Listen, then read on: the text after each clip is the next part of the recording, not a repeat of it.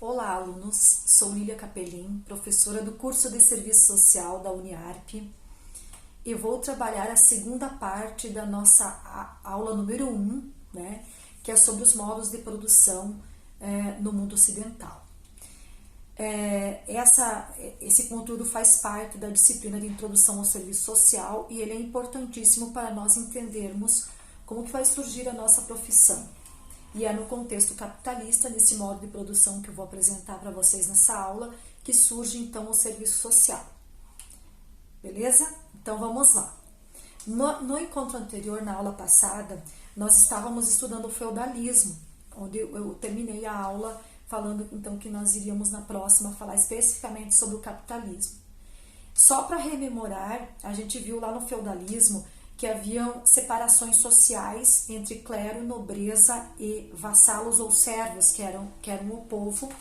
Esse povo, então, estava dividido, especialmente a grande parte, dentro dos feudos, produzindo pecuária e agricultura, e tinham algumas pessoas, então, que estavam alocadas nas cidades da Idade Média, próximo aos castelos. Essas cidades eram chamadas de burgos, e que eram os locais onde ficavam alguns artesãos que produziam as ferramentas para esses feudos e tecidos também. Muito bem, no final do século XIV, a Europa passava por grandes transformações sociais. Nós tivemos um aumento significativo da população europeia, que praticamente dobrou de número. Os feudos estavam com a sua capacidade produtiva de agricultura e pecuária não conseguindo suprir a necessidade de alimento de toda essa população crescente da Europa. E também nós vamos ter um movimento interessante que foi dos mercadores que traziam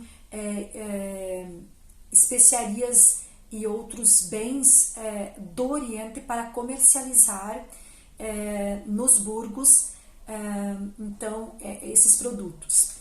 Nós vamos ter também uma questão bem importante, que é a produção dos artesãos em uma escala um pouco maior, não só para abastecer os feudos, mas também para comercializar. Então, por exemplo, a pessoa que fazia em sua moradia lá tecidos, estava conseguindo produzir uma quantidade mais elevada e comercializava também nos burgos esses tecidos.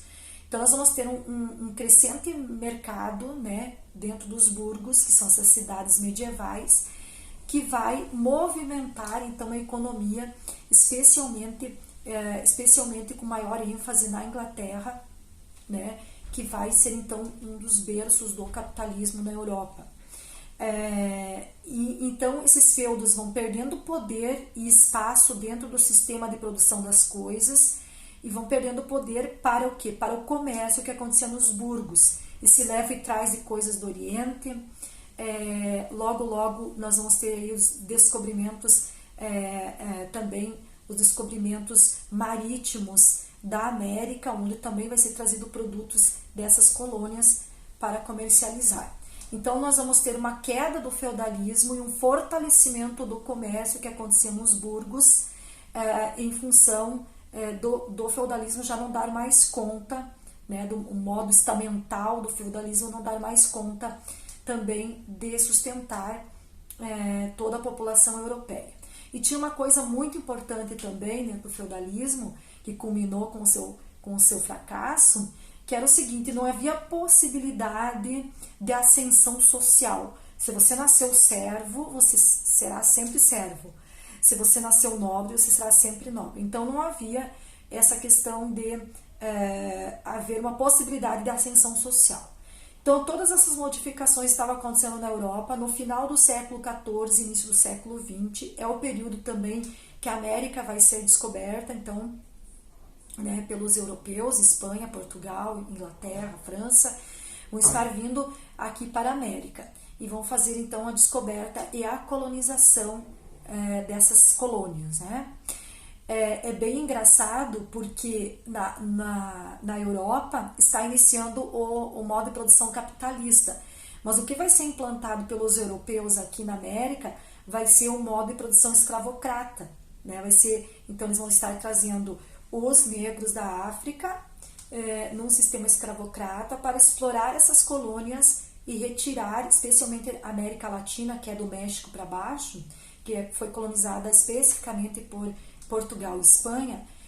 Então foi feita uma colonização de exploração, onde esses negros eram trazidos na intenção realmente de explorar e produzir coisas para a metrópole. Diferentemente, por exemplo, da colonização franco-inglesa, né, de Canadá e Estados Unidos, onde houve uma colonização não exploratória, mas no sentido realmente de colonizar aquele espaço, de aquelas pessoas que vieram de outros países se manter naquela colônia, os ingleses e os franceses. E também escravos, obviamente, que também houve processos escravagistas nesses dois países. Muito bem, então houve a queda do feudalismo e a ascensão do capitalismo, desse novo modo de produção na Europa. Como toda a questão organizativa da sociedade, de como se produziam as coisas, estava centrada na questão comercial, esse início de capitalismo foi chamado de capitalismo comercial, como eu escrevi aqui no quadrinho. Ó. Então, nós vamos ter o início dele no final do século XIV, início do século XX, vai ser então o fim da Idade Média, né? Vai terminar a Idade Média também e vai iniciar a Idade Moderna, e também tem início então o capitalismo. E esse capitalismo comercial ele vai perdurar até o século XVIII, mais ou menos metade do século XVIII. Tá? Então esse capitalismo comercial, foco no comércio, vai perdurar até metade do século XVIII. Porque na metade do século XVIII vai acontecer uma coisa muito interessante. Dentro dessa organização comercial que acontecia nos burgos, né, no capitalismo comercial, houve a percepção de alguns burgueses que se eles pegassem, por exemplo, vários artesãos e colocassem esses artesãos numa fundição sua, uma fundição própria, num barracão onde tivesse uma fundição que tivesse um proprietário, dentro dessa fundição então poderiam trabalhar vários ferreiros, por exemplo. Esse burguês percebeu então que se ele fornecesse o espaço e os equipamentos e a matéria-prima para esses ferreiros produziriam uma quantidade bem grande de ferramentas ou armas, e depois esse burguês poderia comercializar nos burgos esse material e obter um lucro em cima dessa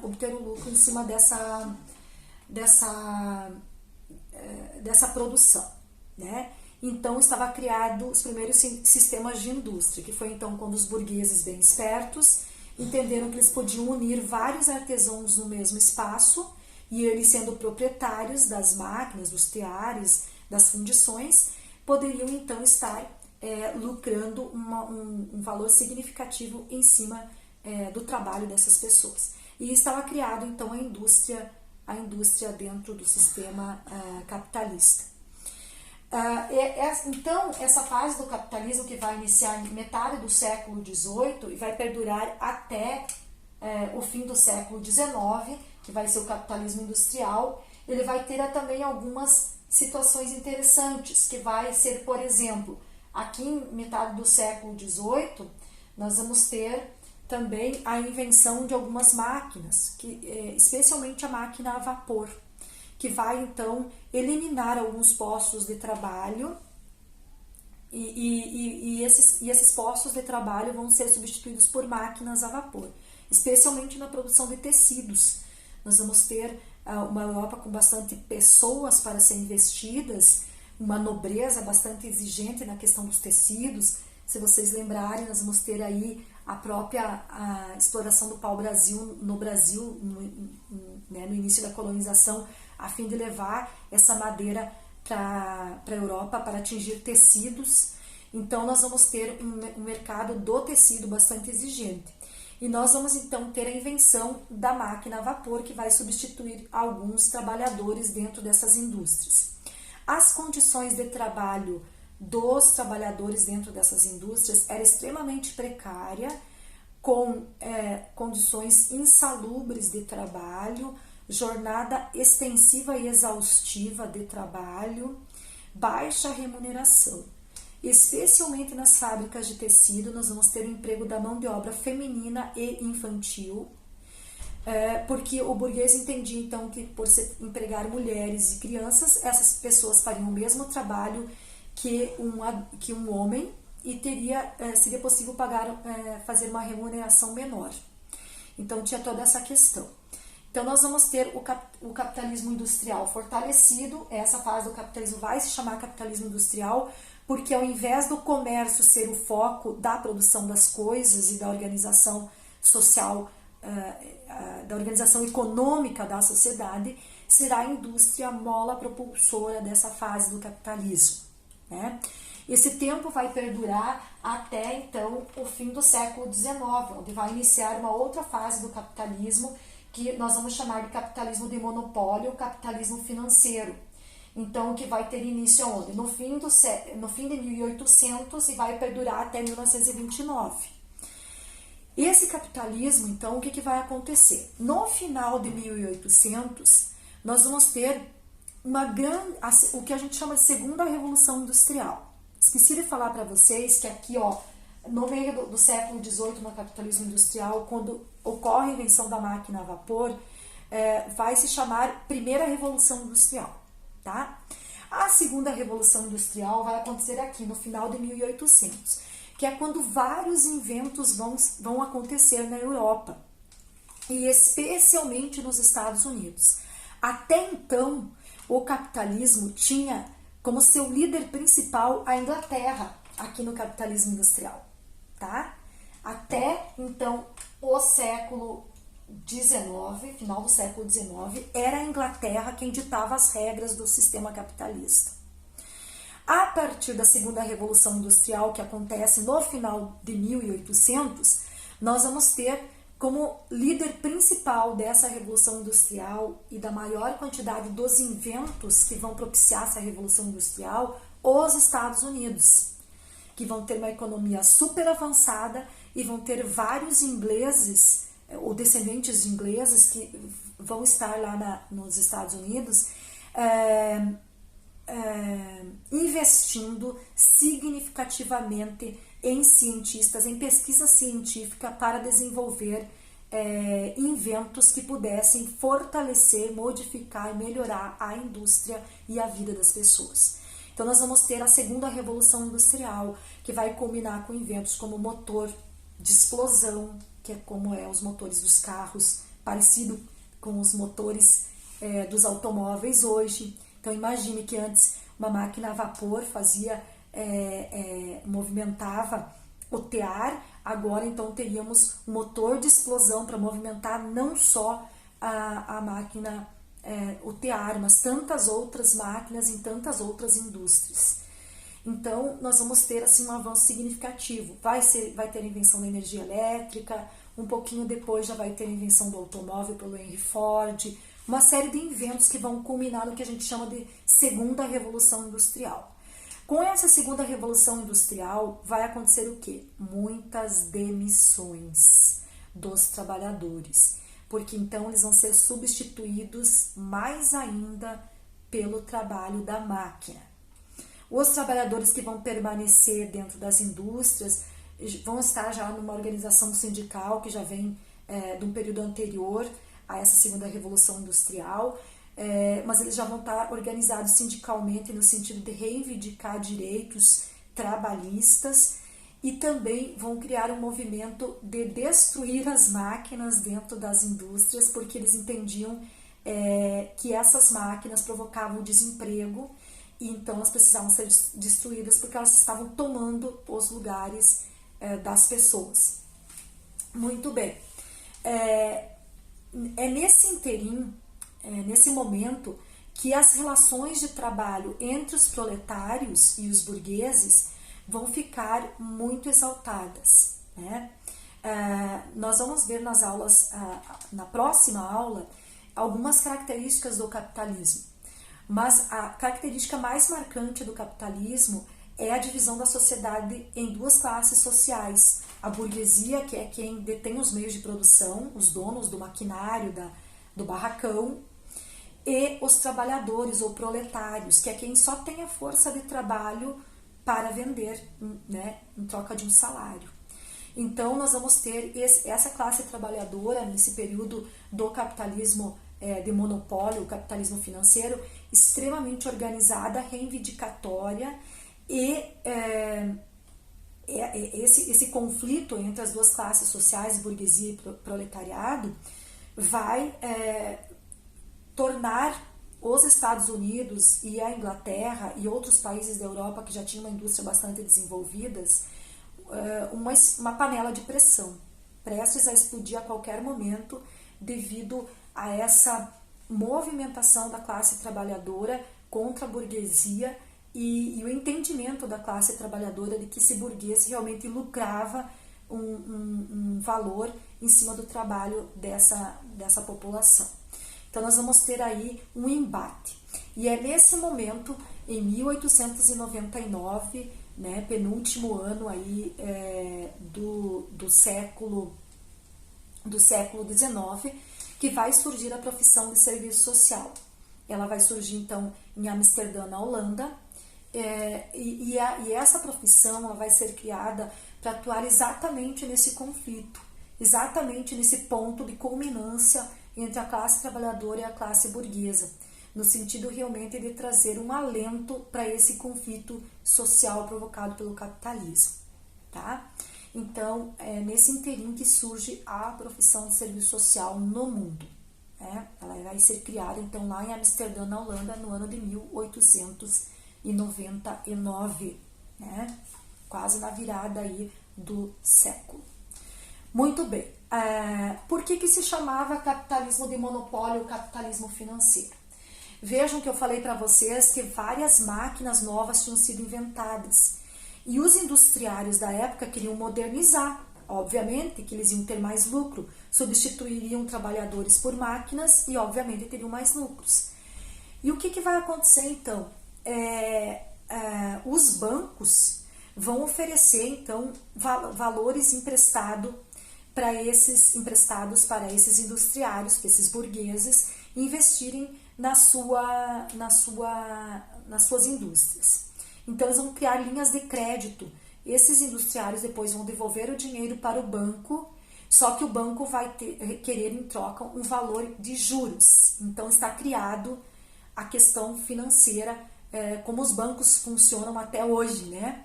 Qualquer valor que for emprestado vai ter a questão dos juros em cima, e aí todos os industriários da época vão estar pegando dinheiro desses bancos com a função de realmente criar, modernizar as suas indústrias, certo? Então, por isso que ele se chama capitalismo financeiro. Em alguns livros nós vamos encontrar o nome capitalismo de monopólio. Por que de monopólio? Porque também aconteceu um outro fenômeno durante esse período, que foi o seguinte: os burgueses que tinham mais poder aquisitivo acabavam comprando as pequenas indústrias que produziam a mesma coisa que eles. Desse modo, eliminavam a concorrência e colocavam o preço que queriam sobre os seus produtos. Então, por exemplo, se eu tivesse uma fábrica de camisas super grande e houvesse 4 ou 5 outras fábricas de camisa na mesma cidade, fábricas de camisas um pouco menores, havia concorrência entre os preços. Eu colocava um preço, as fábricas colocavam outro preço menor, e aí a população acabava comprando da outra. Então, o que os grandes industriários passaram a fazer? Comprar as pequenas indústrias e, com isso, monopolizar o preço dos produtos, colocar o preço que bem entendiam, e a população então se obrigava a comprar aquele produto no preço que os grandes burgueses desejavam. E isso caracteriza o que a gente chama de monopólio. Então, em alguns livros nós vamos encontrar capitalismo de monopólio, em outros livros capitalismo financeiro. Beleza? Muito bem. Alguns escritores dizem que nós vivemos ainda no capitalismo de monopólio e capitalismo financeiro. Outros escritores dizem que o capitalismo de monopólio, outros pesquisadores, historiadores, dizem que o capitalismo de monopólio findou-se no ano de 1929 com a quebra da Bolsa de Valores de Nova York. E aí houve então o início de uma outra fase do capitalismo, chamada capitalismo informacional e tecnológico. Então, O capitalismo, segundo uma linha de pesquisadores, o capitalismo de monopólio financeiro ele vai findar em 1929 com a quebra da principal bolsa de valores do mundo, que é a Bolsa de Valores de Nova York. Então, essa bolsa vai falir e a maioria dos industriários vão ter seus valores da mais-valia e dos seus produtos investidos na Bolsa de Valores de Nova York. Isso vai provocar uma grande crise no capitalismo. Mais adiante a gente vai estudar que o capitalismo passou por várias crises. E a primeira delas foi a crise de 1929, que desestabilizou a economia de todos os países do mundo, inclusive a economia brasileira. Tá? Já vou chegar nessa parte da questão de como estava o Brasil. Em outro vídeo eu vou falar especificamente do Brasil, tá bom? Bom, aí o que aconteceu? E a partir de 1929, acredita-se que o capitalismo, para alguns historiadores, que o capitalismo entrou em uma outra fase, chamada capitalismo informacional tecnológico, né? Que focou em quem tiver a melhor tecnologia e a melhor informação, mais conhecimento sobre as coisas e mais tecnologia, quem vai mandar no mercado. Então, diferentemente do capitalismo de monopólio, que é quem tinha maior quantidade de indústrias que produziam a mesma coisa, ou quem detinha a maior quantidade de lucro financeiro nos bancos, os banqueiros, né? Eram esses dois os focos do capitalismo dessa fase. Aqui no capitalismo informacional e tecnológico, o centro de todo o capitalismo passa a se basear em quem detém a informação antes e tem a maior quantidade de informações e as melhores tecnologias. Ele teve início em 1929, mas ele teve o seu ápice a partir da Segunda Guerra Mundial, 1945, e com a Segunda Guerra Mundial houve vários inventos na área tecnológica e informacional para fins de guerra, mas que depois foram utilizados pelo capitalismo para seu fortalecimento. E acredita-se, segundo esse grupo de historiadores, que esse capitalismo perdura até hoje, o capitalismo informacional e tecnológico, porque se você tiver bem informado, bastante conhecimento sobre o mercado, você vai conseguir obter maior quantidade de lucro, né? E se você tiver as melhores tecnologias na tua indústria, você também vai conseguir uma produção maior em menos tempo, com menos pessoas, com menos gastos, e com isso vai ter um lucro, uma mais-valia maior. Então, seria isso as fases do capitalismo, né? Nós vamos ver, então, o que a gente precisa saber desta explicação, é que aqui nessa fase aqui do capitalismo, que é chamado capitalismo de monopólio financeiro, logo após a segunda revolução industrial, ou ao mesmo tempo que acontece a segunda revolução industrial, surge a profissão de serviço social,